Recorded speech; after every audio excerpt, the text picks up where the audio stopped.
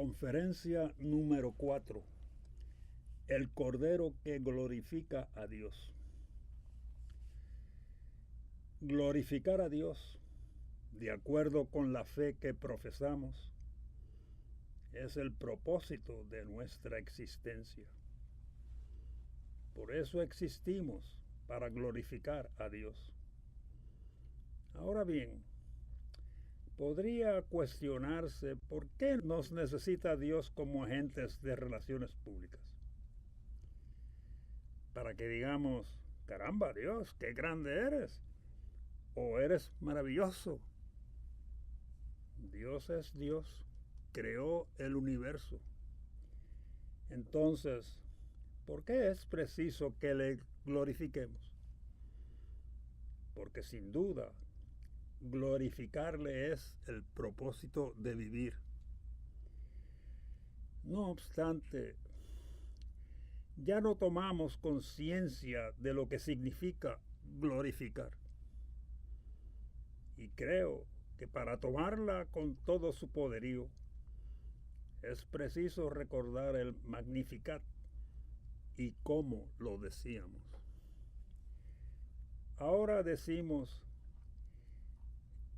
cito, mi alma glorifica a Dios. Cierro la cita.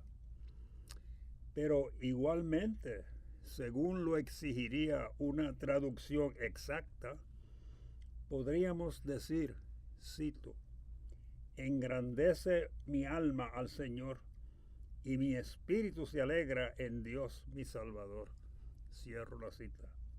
Lucas 1, 46, 47. Glorificar a Dios es magnificarlo. Hacerle visible tal como una lupa permite que observemos detalles u objetos pequeños con aumento. Por ejemplo, a una motita que de otro modo no notaríamos. Y exclamamos cuando la vemos, ¡ah, qué fácil es verla!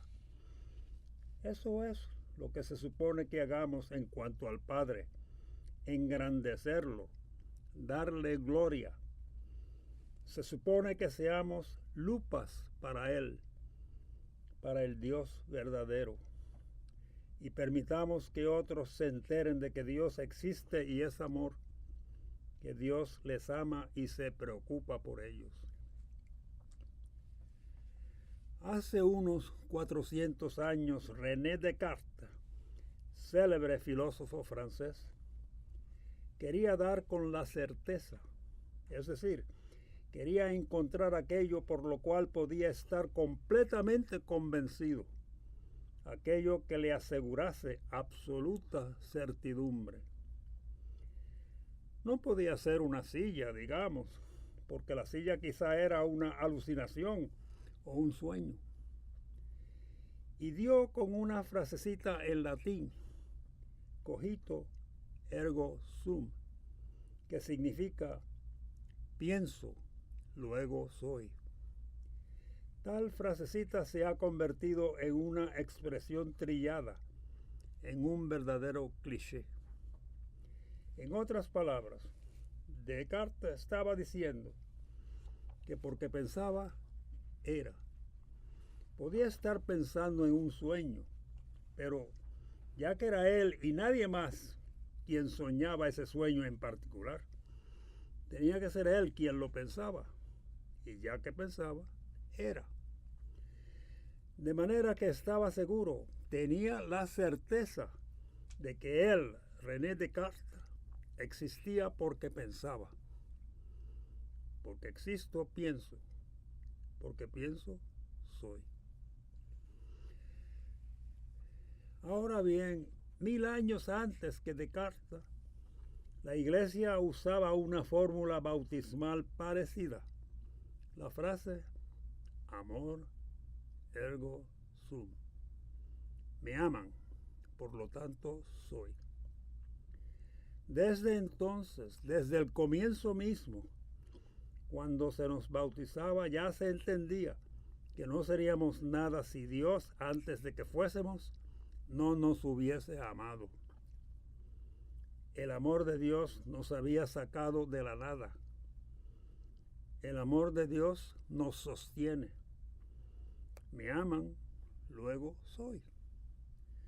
Y eso era parte de la fórmula bautismal, porque se comprendía que Dios era fiel a su amor, que Dios no era como somos, ni hacía como hacemos, que Dios no nos daría la espalda. En consecuencia, si Dios me amaba al principio, me ama ahora y me amará por siempre. Así, en su infinito amor sin condiciones, al cristiano o al que quería serlo sin serlo aún, se le sumergía totalmente, que es lo que significa la palabra bautismo. Dios me ama, luego soy. En términos de lo que decíamos en mi conferencia anterior, que la mente de Cristo está llena desde su centro hasta su circunferencia, y de todo lo que hay entre aquel y esta, es que Dios es Padre. Es decir, que se nos llama a magnificar al Dios verdadero con nuestras vidas, al Dios que es amor, en un mundo que desconoce la existencia de Dios, un mundo aterrorizado por infinidades de dioses, un mundo lleno de temores, ignorancia y obcecación, un mundo que proyecta esos miedos, esa ignorancia y esa obcecación a alguna entidad que la gente imagina estar ahí afuera. Recuerden las palabras que el ángel dijo a María en la Anunciación. No temas, María. Al nacer Jesús, los ángeles fueron a donde los pastores y les dijeron, no teman.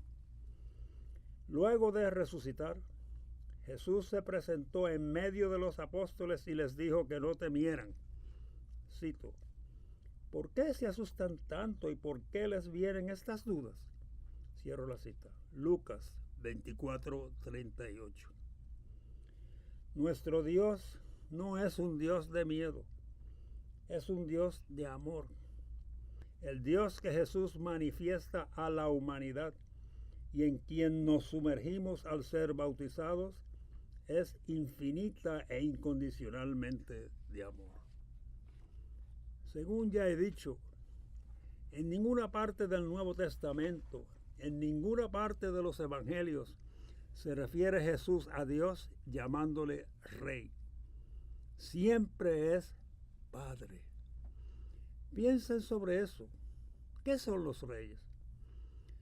Son personas que gobiernan en alguna parte de este mundillo 2x4. Infunden miedo porque tienen el poder de lastimar. Pero Jesús nunca llama rey a Dios. Dios es amor.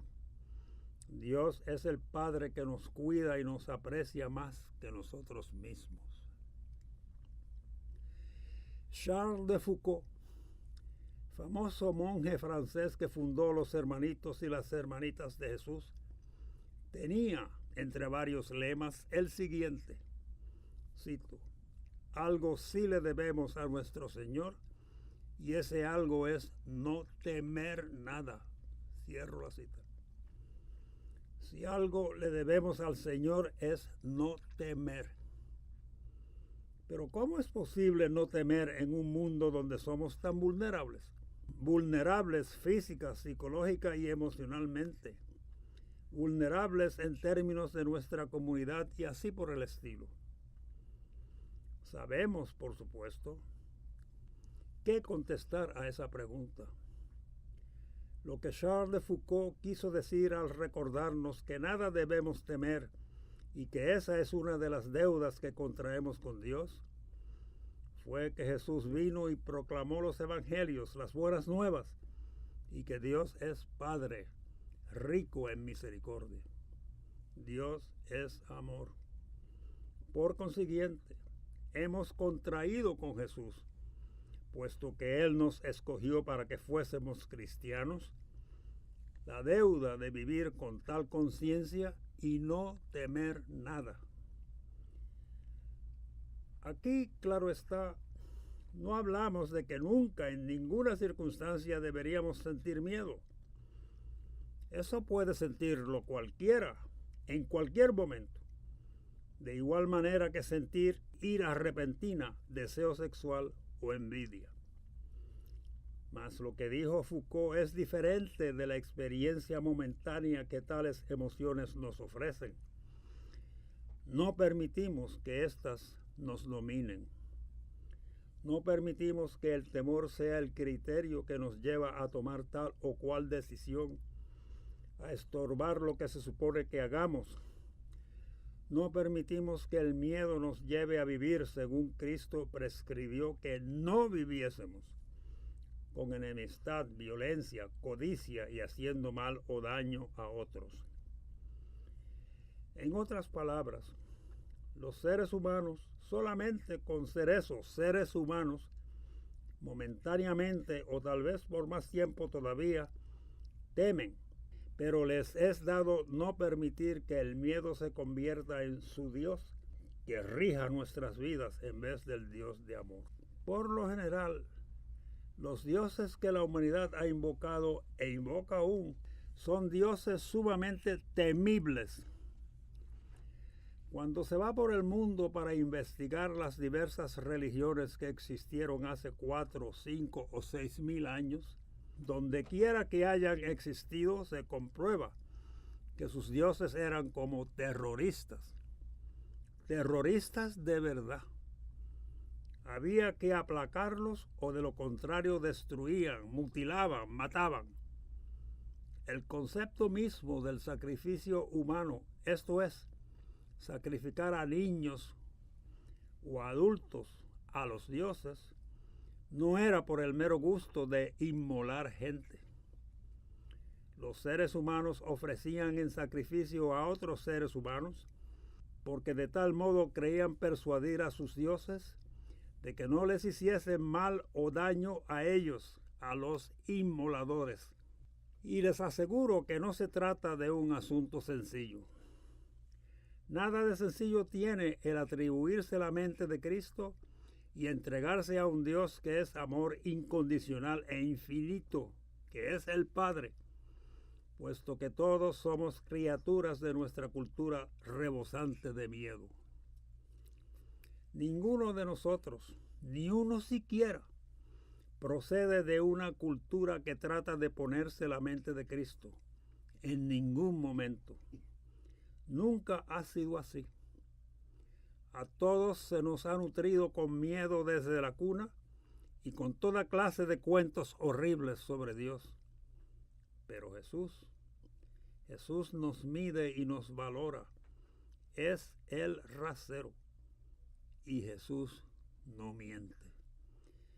De cientos de maneras distintas, dice que Dios es Padre.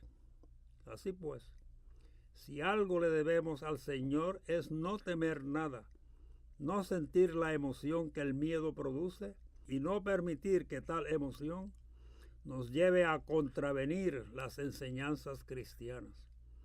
No permitiremos que el miedo domine nuestras decisiones. ¿Alguna vez se han preguntado ustedes por qué los antiguos griegos y romanos, gente muy inteligente, y en tanto que constituida en sociedad más inteligente que lo que somos hoy, me refiero a las minorías selectas y bien educadas, a la élite de Roma y Grecia antiguas? ¿Por qué no eran monoteístas, sino politeístas? No que fuese gente estúpida. Pensaban, ¿acaso mejor que lo que nosotros pensamos como grupo? Era una élite docta. ¿Por qué entonces todos ellos creían que había muchos dioses? La respuesta a tal pregunta es como sigue. Ellos entendían que sus dioses individuales regían sus vidas. Para ellos era evidente que cada cual entregaba su vida a un Dios y que cuando uno se entregaba a un Dios, ese era el Dios a quien viviría sometido de ahí en adelante. Así, por ejemplo, Guerrear era asunto de envergadura para los romanos. Lo militar era muy importante, de modo que entregaban gran parte de sus vidas a Marte, uno de sus dioses principales. Marte ocupaba lugar de enorme importancia en sus conciencias. Y como el amor erótico también era asunto de envergadura, Venus igualmente era una deidad principal. Pero Baco, el dios prototipo de la embriaguez, de las borracheras, en las que también pasaban mucho tiempo los romanos, aunque sin tanto fervor, Baco era de menor importancia. Los romanos de la antigüedad reconocían que la gente se dejaba dominar por distintas influencias en diferentes momentos de sus vidas, y lo que domina rige, y que en consecuencia esos influjos eran sus dioses, porque a ellos se les concedía tiempo, energía física y pensamientos. De ahí que fuesen politeístas. No podemos darnos cuenta del extraordinario significado del monoteísmo iniciado por los judíos hasta que entendemos eso. Al igual que el politeísmo, el monoteísmo exige de la gente entregar vida, tiempo y todo lo demás a algo, a una deidad, pero a una sola. Sabemos del primer mandamiento, el mismo que Jesús específicamente reiteró. Cito: amarás al Señor tu Dios con todo tu corazón, con toda tu alma y con toda tu mente. Cierro la cita. Mateo 22, 37, 38. Todo quiere decir todo, el 100%.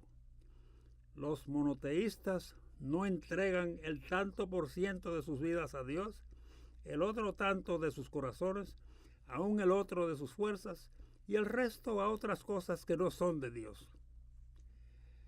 El monoteísmo es más que el concepto de que solamente existe un Dios. Representa la opción única de entregar la vida a una sola realidad. Y según Jesús, esa es la realidad del amor. Solo existe una realidad, la del amor. Dios es amor. Ama como ama Él. Ama. Él es el modelo de amor.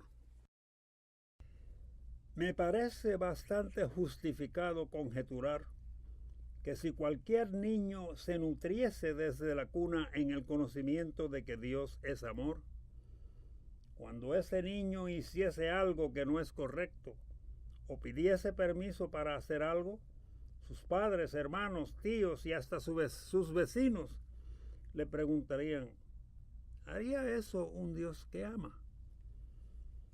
Si esa comunidad tuviese por meta ponerse la mente de Cristo y vivir en conciencia de que Dios es amor y es el Padre, a ese niño se le nutriría de cierto modo y obtendríamos cierto resultado.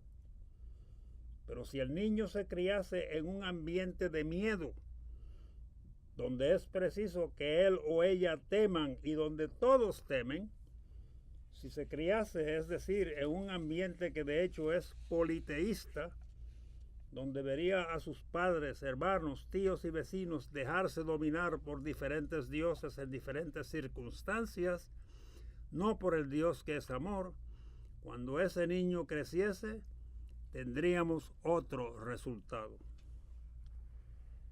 La Iglesia, comunidad cuya responsabilidad es magnificar, glorificar a Dios, solamente puede magnificarlo y glorificarlo en la medida en que sus miembros, tanto clérigos como feligreses, siguen las enseñanzas de Jesús y viven en su mente conscientes de que Dios es amor y es el Padre. Rehusarán, si así actúan, tomar decisiones que les lleven por otros caminos. Por ejemplo, la pena de muerte. ¿Han pensado ustedes alguna vez cómo y cuánto con ella se proclama la idolatría? Sé que en Irlanda, donde estamos para esta conferencia, la pena capital no existe todavía, tampoco en el resto de Europa, pero en los Estados Unidos sí la tenemos, y en gran escala. Preguntemos otra vez, ¿no proclama la pena de muerte la idolatría? Consideren lo siguiente.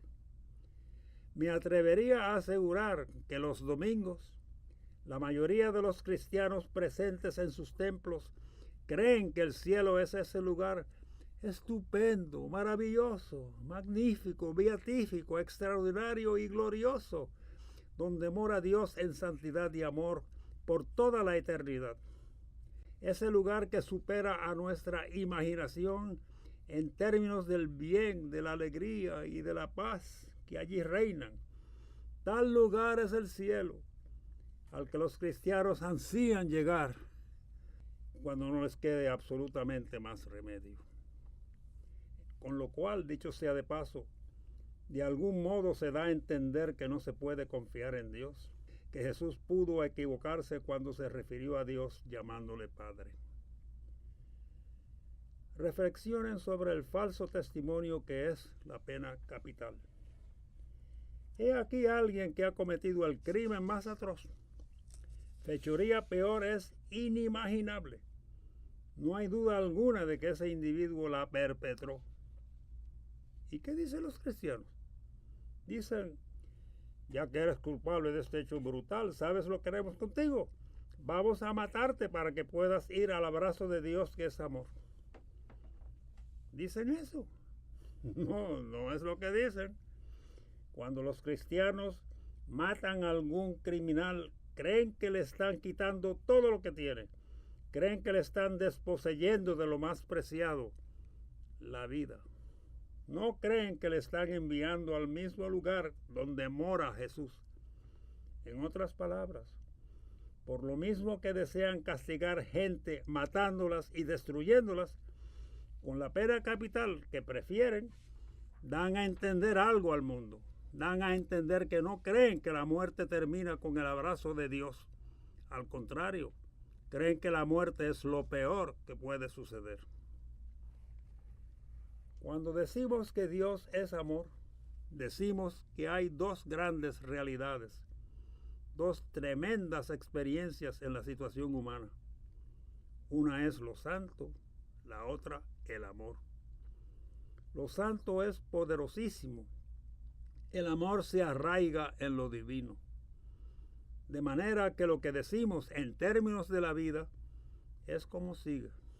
Es realmente santo aquel o aquello cuyos frutos son amor como el de Cristo.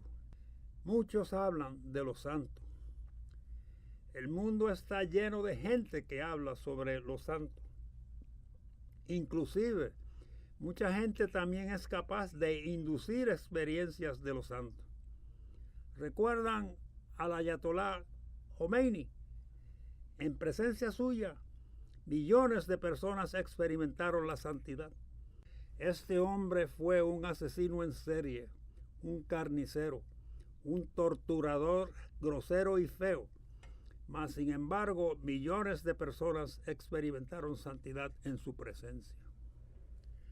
No. Cuando el Nuevo Testamento dice que Dios es amor, significa que lo que llamamos santo, la experiencia de santidad, tiene que estar validado por consecuencias y frutos que sean como el amor de Cristo.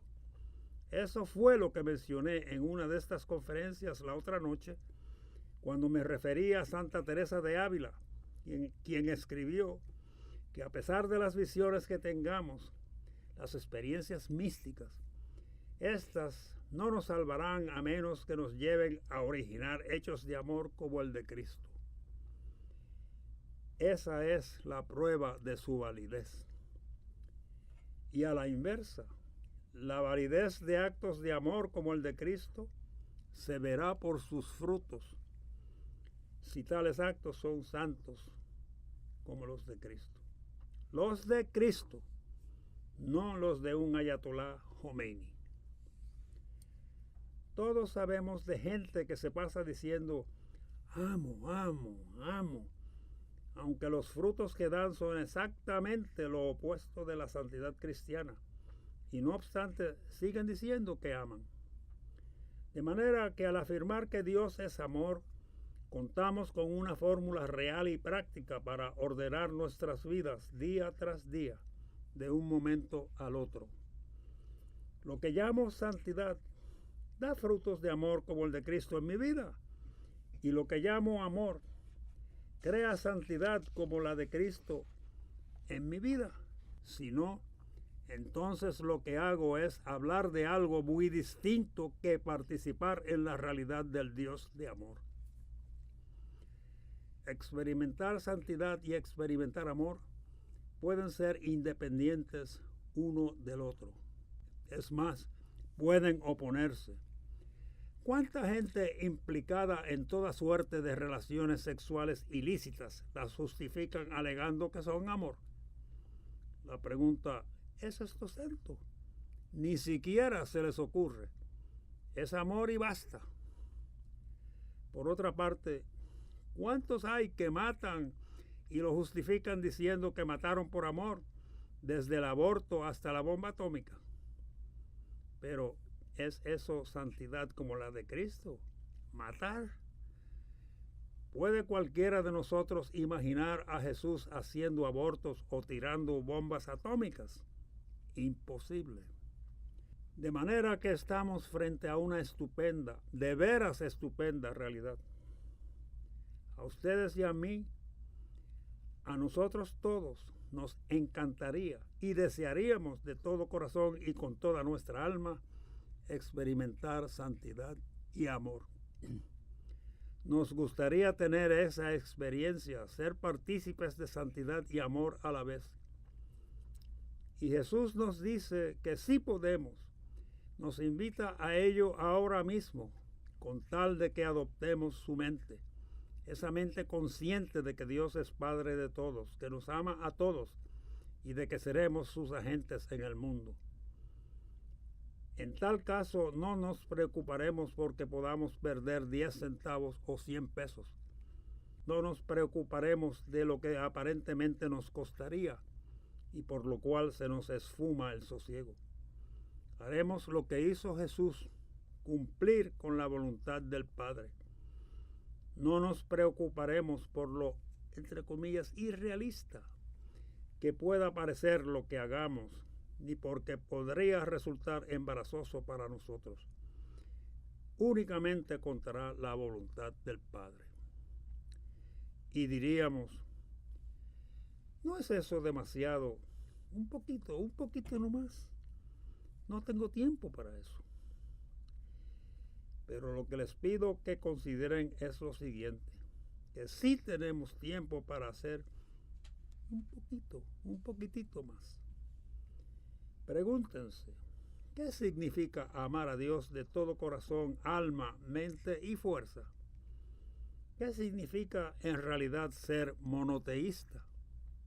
¿Será posible que signifique que con tal que yo diga hay un solo Dios, todo lo demás está bien y puedo permitir que otras cosas rijan mi vida? ¿Es eso razonable? No, es imposible. No puede significar tal cosa. Eso no puede ser lo que quiere decir de todo corazón, alma, mente y fuerza. De ahí que si aceptásemos tal interpretación de la realidad, entre comillas, no tengo tiempo para amar a Dios así, cierro las comillas, nos tocaría resignarnos a la elemental realidad, entre comillas, que impera por doquier. Basta un ejemplo para ilustrar esto, el de la guerra. ¿Cómo es posible que se llame, entre comillas, buena a cualquiera de ellas, digamos a la Segunda Guerra Mundial? ¿Cómo es posible que los cristianos católicos y luteranos de Alemania o los Estados Unidos e Inglaterra, todos ellos seguidores de Jesús, todos ellos supuestamente imbuidos de la mente de Cristo, la que enseña que Dios Padre nos ama a todos, se diesen a destrozarse unos a otros y con ello a sus familias. Destrucción, mutilaciones, matanzas. ¿Es eso ponerse la mente de Cristo? Claro que no. Eso es rendir tributo al Dios del nacionalismo y permitir que nos gobierne. John L. Mackenzie, ese intérprete de la Biblia cuyo nombre ya he mencionado, pertinentemente señaló en sus escritos sobre el Nuevo Testamento que pretender ser Dios es la cualidad diabólica del Estado. De primera intención eso suena a tontería.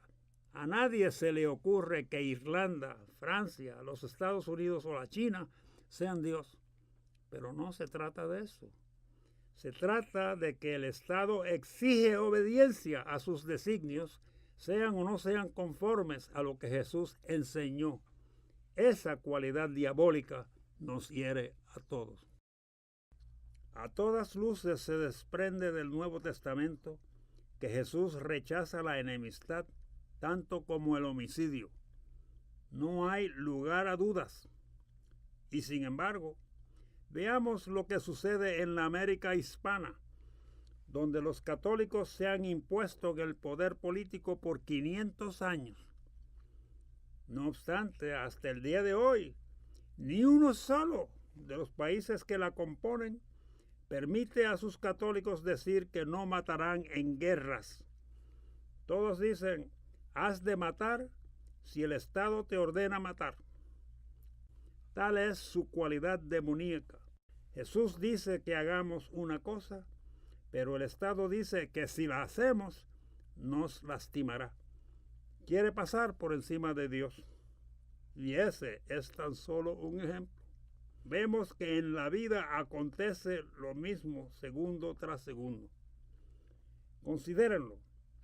Lo diabólico intenta hacernos escoger fundándonos en algo muy distinto de lo que Dios desea. Puedes estar en el seno de una familia o en un convento o entre presbíteros y la maldad asoma la cabeza. E inmediatamente, en vez de reflexionar sobre el asunto, en vez de preguntarnos cómo quiere Jesús que actuemos en tal o cual situación, nos convertimos en Rambos, energúmenos que despachan cualquier problema o cualquier dificultad a la bala, a la fuerza, aquí mismo y sin discusiones. Eso ocurre donde quiera. ¿Cómo entonces, si el monoteísmo es amar de todo corazón, alma, mente y fuerza a Dios que es el Padre rico en misericordia, cómo entonces puede ser eso monoteísmo? Volvamos a John L. Mackenzie y a manera de paréntesis, quiero decir aquí que Mackenzie fue la persona más inteligente que he conocido. He estado más o menos ligado a universidades por unos 30 años y nunca me he topado con una mente de su calidad, de absoluta brillantez, aún en el mundo académico universitario, brillante entre los brillantes. Volviendo a John L. Mackenzie, este escribió lo siguiente en su postrer libro, Civilización de la Cristiandad. Cito: todo cuanto sé acerca de Dios, se lo debo a Jesucristo. Cierro la cita. En realidad dijo más. Dijo, cito, todo cuanto sé o pienso acerca de Dios, se lo debo a Jesucristo. Cierro la cita. Y esto lo escribió un hombre que estudió teología por 60 años, que se conocía a los filósofos al dedillo. Todos nosotros, cristianos, tanto ustedes como yo, nos enfrentamos a algo muy particular cuando se nos bautiza en Cristo. Al bautizarnos nos convertimos en uno con Cristo, mente, corazón, alma y espíritu, y hasta corporalmente. Somos parte del cuerpo de Cristo. Bautismo quiere decir inmersión total. Y por tanto, la realidad que enfrentamos es estar inmersos en la mente de Cristo y la eterna mente de Cristo es: Dios es Padre, misericordia y amor. Se nos presenta esta opción. Dios nos ha hecho un regalo. ¿Qué hacemos ahora? ¿Lo viviremos? La fe es parte del regalo. El bautismo en el Cordero de Dios también. ¿Hemos de vivirlo o hemos de colocar en su lugar para que gobierne nuestras vidas algo que no es el Padre? Escúchenme. Recuerden que empecé esta conferencia diciendo que el propósito de nuestra vida cristiana es glorificar a Dios. ¿Por qué? Siquiera porque hemos vivido unos cuantos años, todos sabemos cuán desesperado está el mundo por saber que Dios le ama. Desesperado. Aparentará que no. Se revestirá de autoimportancia, bravuconería, matonería, insensibilidad o indiferencia al dolor humano. Asumirá una actitud de desafío para con la religión. Por ejemplo, al infierno con ella se llega a huir. Y recurrirá a incontables triquiñuelas, incluso disfrazarse de santurrón. Pero no obstante, la gente está desesperada por saber que Dios es Padre y que goza de seguridad en este mundo vulnerable. De la única manera que es posible enseñar y proclamar la verdad, Dios es Padre, Dios es amor, es si los cristianos, uno y el otro, viviesen creyendo realmente que Dios les ama. Si la pregunta primordial que surgiese de sus mentes fuese: ¿qué desea el Padre que yo haga aquí? O dicho más sencillamente, ¿qué haría Jesús? Entonces la gente reconocería lo que significa vivir con la mente puesta en Dios.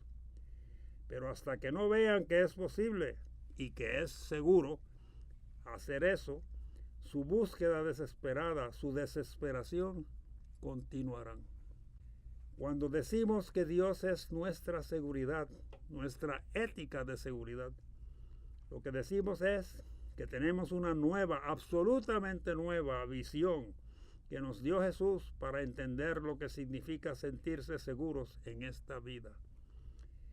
Y no se trata de la espada y del arma de fuego, ni de montones de dinero o de ser, entre comillas, importantes. De hecho, no necesitamos tal crueldad, tal poder. De hecho, también podemos ser corderitos del Cordero de Dios porque estamos seguros de que Dios es Padre. ¿No es eso extraordinario? Es de veras desquiciante pensar que la única plegaria que Jesús nos enseñó y la que más a menudo usa la iglesia, el Padre Nuestro, no empieza con las palabras Padre mío que estás en los cielos, sino con el adjetivo nuestro, que nos exige hablar universalmente. Pensaremos, sí, Dios es mi Padre, pero en verdad Dios es Padre de aquel y de aquel y de aquel, de todos cuantos viven o han vivido. Dios, rico en misericordia, es el Padre de todos, porque en cuanto decimos Padre nuestro, nuestro se extiende a todo el mundo. Dios es Padre de todos, así lo dice el Nuevo Testamento. Ah, dirá alguno, está muy bien hablar de todo eso y estoy perfectamente dispuesto a ponerme en la mente de Cristo y vivir la realidad de que Dios es Padre. Pero amigo, en este mundo suceden cosas que hacen imposible vivir de la misma manera que antes. De lo contrario, nos aplastarán. El griego del Nuevo Testamento usa la palabra crisis para significar juicio. Cuando se juzga, ese es momento de crisis. Es cuando vamos a decidir, ¿viviremos por la verdad de Jesús y por el amor de Dios Padre? ¿O escogeremos algo diferente? Jesús pasó por esa crisis en Getsemaní, su prueba última y definitiva. Santa Teresa de Lisieux también encaró una. Experimentó a Dios como papá toda su vida. Padre, papá, papito, como prefiramos decir. Una íntima y verdadera relación con Dios como Padre. En la noche del 4 al 5 de abril de 1896, la noche del Jueves Santos aquel año, se acostó en su celda luego de haberse quedado despierta en adoración hasta la medianoche.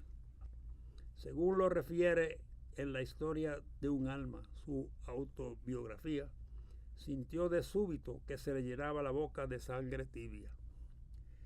En aquel tiempo, tal suceso, llamado hemoptisis, era sentencia de muerte para un tuberculoso, porque significaba que su enfermedad había traspuesto el estadio en que aún podía sanar. Dice Teresa en su autobiografía que ni siquiera se levantó de la cama para comprobar lo que había ocurrido. Ella lo sabía. Expectoró la sangre en un pañuelo y se durmió enteramente en paz. Estaba serena porque sabía que por fin iba a donde su papá, su padre. Vivió con la conciencia de que Dios es amor. Y esto de escupir sangre, pues, aconteció, algo nada más, el próximo paso. Cuando despertó al día siguiente, miró, vio la sangre y se excitó de alegría porque su novio venía por ella. Su mente era la de Dios, que es amor y que es papá. Lo que había ocurrido era una culminación.